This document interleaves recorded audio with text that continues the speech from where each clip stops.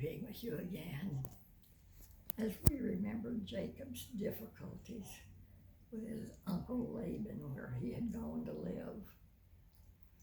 He worked 7 years for Laban in order to marry his daughter Rachel. Laban tricked Jacob into marrying Leah, Rachel's older sister. Jacob worked 7 more years in order to be permitted to marry Rachel, and thus he married both Leah and Rachel. After 20 years, Jacob decided to take his family and return to his father Isaac. God encouraged Jacob to leave Laban and return to his father's home.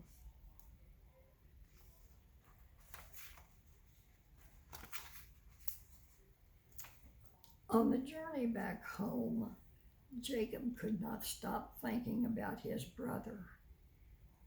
Would his brother still want to kill him? Many years ago, Jacob had played a mean trick on Esau, denying him his birthright. Jacob sent his family and flocks ahead of him so that he could think alone. As night fell, he prayed to God that his life might be spared and no harm would come to his family.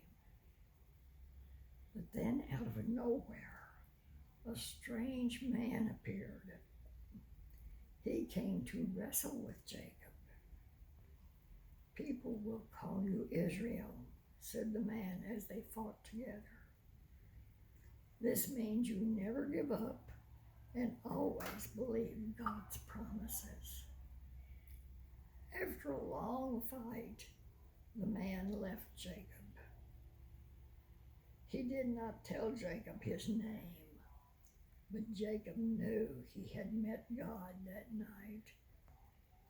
Through this fight, Jacob's trust in God had been strengthened. The next morning, Jacob caught up with the rest of his family. Then in the distance, he saw Esau coming toward them with a large crowd of men.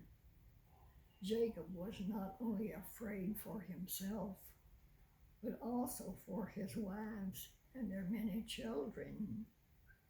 Plucking up all his courage, he went ahead of his family to meet his brother.